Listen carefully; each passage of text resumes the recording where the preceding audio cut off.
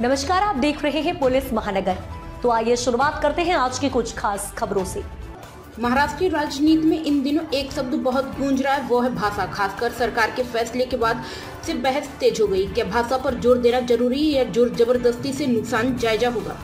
दरअसल महाराष्ट्र सरकार ने हाल ही में राज्य के सभी स्कूलों में 5वीं कक्षा तक हिंदी भाषा को अनिवार्य कर दिया है। इस कदम पर राजनीतिक प्रतिक्रिया भी तेज हो गई है। इसी मुद्दे को लेकर महाराष्ट्र नवनिर्माण सेना के नेता संदीप देशपांडे ने राष्ट्रीय स्वयंसेवक संघ के संघ चालक मोहन भागवत को एक खुला पत्र लिखा है। देशपांडे ने पत्र की शुरुआत भावुक अंदाज में करते हुए लिखा, वास्तव में हमारी यह इच्छा थी कि आपसे सामने मिलकर हमारे विचार रखें, लेकिन मेरे जैसे एक सामान्य कार्यकर्ता को भेंट का अवसर मिलेगा या नहीं, इसलिए यह पत्र लिख रहा हूं। उन्होंने पत्र में भारतीय इतिहास का हवाला देते हुए कहा कि मराठों ने कभी भी अपनी भाषा को दूसरे पर नहीं थोपा, चाहे उनका शासन देश भर में फैला रहा हो।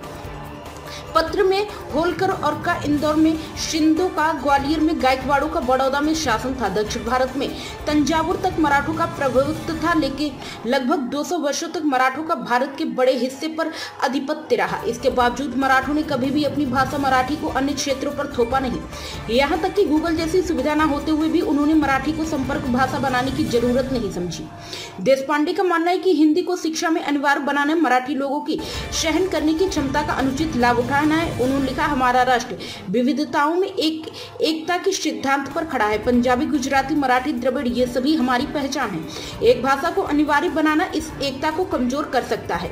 उन्होंने यह भी तर्क दिया कि जैसे ईसाई धर्म के अनुयायी अलग अलग भाषा बोलते हैं, वैसे ही हिंदू धर्म को भी सभी भाषाओं के साथ लेकर चलना चाहिए। भाषा के जरिए धर्म और संस्कृति का विस्तार होता है। अपने पत्र के अंत में उन्होंने लिखा, हमें विश्वास है कि आप इस भाषा की जबरदस्ती पर रोक लगाएंगे। यदि संभव हो तो सामने से भेंट कर अपनी भावना आपके समक्ष रखने की भी इच्छा है।